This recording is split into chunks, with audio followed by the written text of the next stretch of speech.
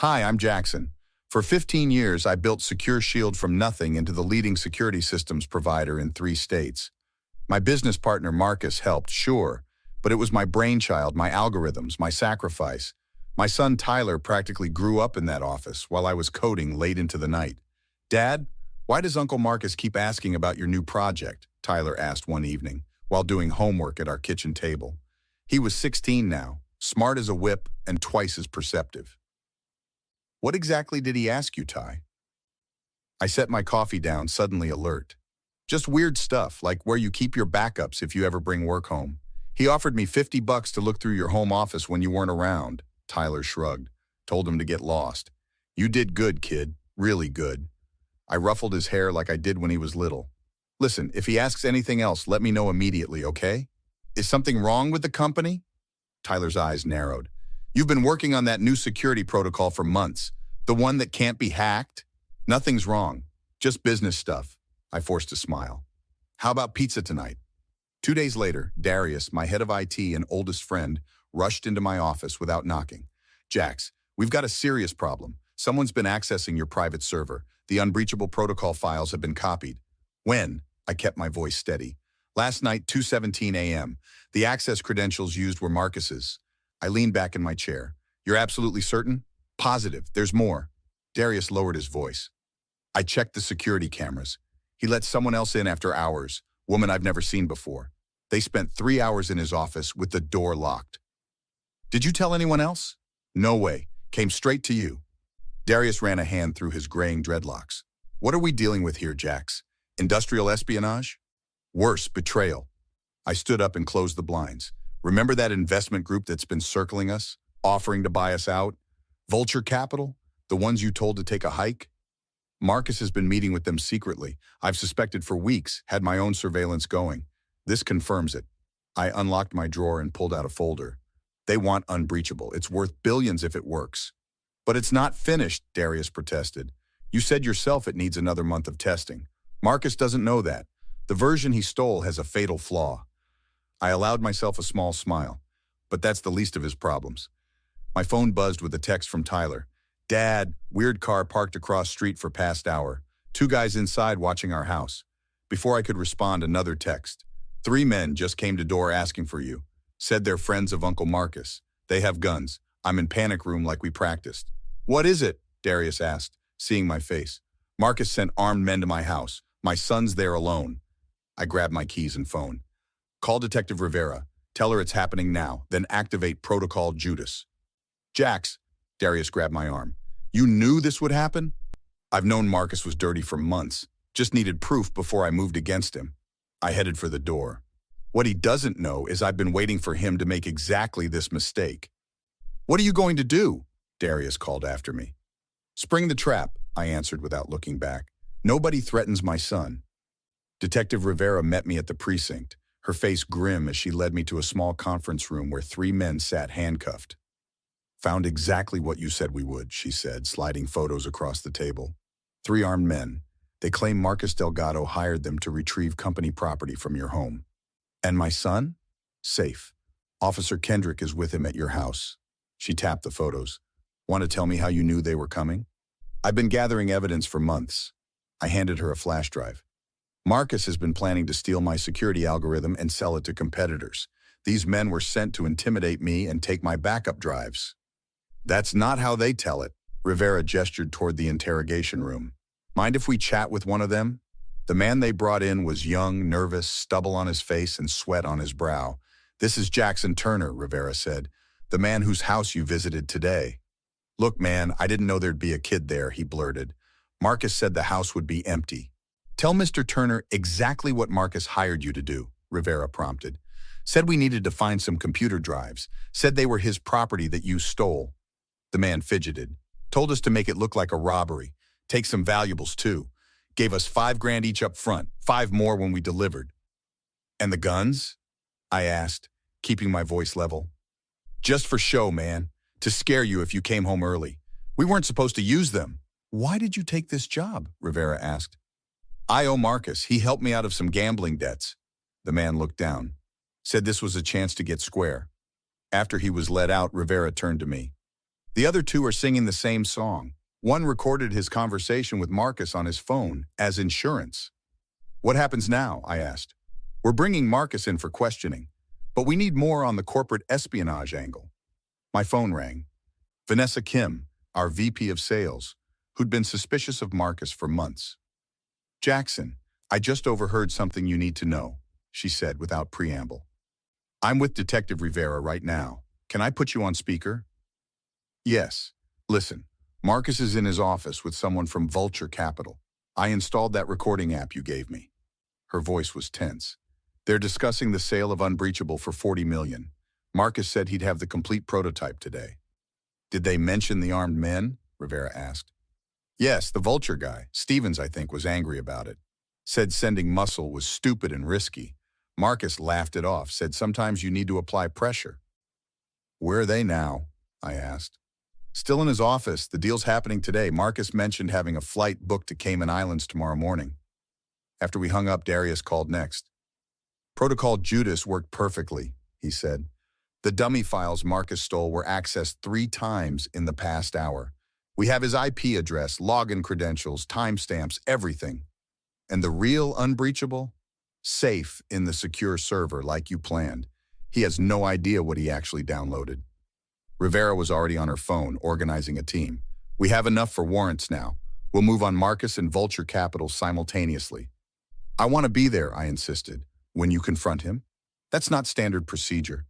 Neither is sending armed men after my son. My voice hardened. I need to see his face when it all falls apart. She studied me for a long moment. Fine, but you follow my lead, understand? This has to be by the book for the charges to stick. Absolutely. I nodded. Everything by the book. That's the only way this works. What's your endgame here, Turner? Rivera asked. What do you really want? Justice, I replied simply. And to make sure Marcus never recovers from this. Ever. We entered the secure SHIELD offices with 4 officers in tow. The receptionist's eyes widened as Detective Rivera displayed her badge. Mr. Delgado's office now, Rivera instructed. Marcus was mid-handshake with a slick-looking man in an expensive suit when we walked in. The laptop between them displayed what looked like my security algorithm. What's the meaning of this? Marcus demanded, then froze when he saw me. Jackson, what's going on? Marcus Delgado, Rivera stepped forward. You're under arrest for conspiracy, attempted theft of trade secrets, and sending armed men to threaten Mr. Turner and his son. Armed men? That's ridiculous. Marcus laughed nervously. Jackson, tell them this is a misunderstanding. A misunderstanding? My voice was ice. Like when you tried to steal Unbreachable? Or when you sent 3 men with guns to my house while my 16-year-old son was there alone? The man from Vulture Capital began edging toward the door, but an officer blocked his path. I don't know what he's talking about, Marcus turned to his potential buyer. Stevens, this is just a competitor trying to sabotage our deal. Save it, Marcus, I said, nodding to Rivera, who played the recording from one of the armed men. Marcus said the house would be empty, told us to make it look like a robbery, take some valuables too. Gave us $5,000 each up front, 5 more when we delivered. The color drained from Marcus's face. They've all implicated you, Rivera added. We have the recording of your instructions, the payment records, everything. You don't understand, Marcus's voice turned pleading as he looked at me. The company was stagnating. You were sitting on technology worth billions. I was trying to take us to the next level. By stealing my work, by threatening my son, I stepped closer. We built this company together, Marcus, 15 years. Jackson, please. His eyes darted around desperately. We can work this out. Split the profits from Unbreachable. $40 million. Think about it. $20 million each. You still don't get it. I gestured to Darius, who entered with a laptop. Show him. Darius pulled up the files Marcus had stolen and ran the algorithm. The screen filled with error messages. What you stole was a dummy version, I explained. It has a deliberate backdoor that renders the entire system useless. The real Unbreachable never left our secure server. You set me up, Marcus whispered, realization dawning. No, I protected myself. When Tyler told me you tried to bribe him, I knew what you were planning. I'm sorry about the kid, Marcus said quickly. That was never supposed to happen. They were just supposed to scare you a little, get the drives. Stop, I held up my hand. Every word you say just makes it worse. You're sorry you got caught, not for what you did. We've been friends for 20 years. Marcus's voice cracked. One mistake shouldn't erase that. I was desperate. The gambling debts, the divorce payments. I needed this. Friends don't send armed men after friends' children, I said flatly. There's no coming back from this. Please, Jax, he begged, as officers approached with handcuffs. I'll do anything. We can rebuild trust. I'll sign over my share of the company. Just don't do this. You did this, I replied. Actions have consequences. As they led Marcus away, he twisted back toward me. This isn't over. You'll regret this. I know things about you too, Jackson. Rivera nodded to her officers. Add threatening a witness to the charges. I watched them escort Marcus and Stevens out, feeling nothing but cold certainty that I'd done exactly what needed to be done. 6 months later, I sat in the courthouse as the judge delivered Marcus's sentence. The defendant has been found guilty on all counts. For the charges of conspiracy, attempted theft of trade secrets, sending armed individuals to commit intimidation and burglary, and endangering a minor, this court sentences Marcus Delgado to 12 years in state prison. Beside me, Tyler squeezed my hand. He'd insisted on being here for the verdict. Is it finally over? He asked as we left the courtroom. Almost, I replied. Still have the civil case to wrap up. Detective Rivera met us in the hallway. Thought you'd want to know. Stevens from Vulture Capital took a plea deal. He's testifying against his bosses. The whole firm is going down for multiple counts of industrial espionage. Good work, I told her. None of this happens without you. Just doing my job, she replied with a small smile. How's business? Better than ever. Unbreachable officially launches next month. Government contracts are already lined up. Darius and Vanessa were waiting outside with a banner reading, Justice Served. The board meeting went perfectly, Vanessa reported. Marcus's shares have been redistributed. The company's officially 100% yours. Not quite, I corrected her. Tyler gets 20%. Darius and you each get 15%. What? Darius stared at me. You don't have to do that, Jax. I want to. Loyal people deserve rewards. As we walked to the parking lot, a woman approached, Marcus's lawyer. Mr. Turner, my client asked me to deliver a message. She looked uncomfortable. He wants you to know he's truly sorry. He's undergoing therapy and gambling addiction treatment in prison. He hopes someday you might consider, stop. I raised my hand. The answer is no. There's nothing to consider. He's lost everything, Mr. Turner. His freedom, his reputation, his future. Forgiveness might help you both heal. I don't need healing, I replied firmly. I needed justice and I got it. Please tell your client that any further attempts to contact me or my family will result in a restraining order. Dad, Tyler said quietly after she left, you really won't ever forgive him? Some lines can't be uncrossed, I explained. He didn't just betray me. He put you in danger. That's unforgivable. Later that evening, our team gathered at my house to celebrate. Glasses clinked as Darius proposed a toast. To Jackson, who taught us all that patience and planning beat revenge every time. It wasn't revenge, I corrected him. It was justice. Call it what you want, Detective Rivera smiled. But admit it, there was some satisfaction in watching him realize you were 3 steps ahead the whole time. Maybe a little, I conceded. What happens now? Vanessa asked. With Marcus gone and Unbreachable ready to launch, what's next for Secure Shield? I looked around at the people who had stood by me. My son, my friends, my allies. The people who had helped me rebuild what Marcus tried to destroy.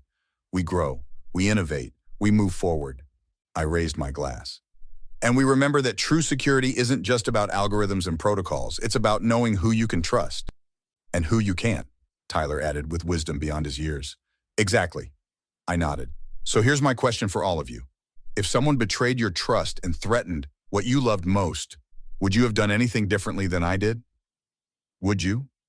Don't forget to like and subscribe for more stories of justice served.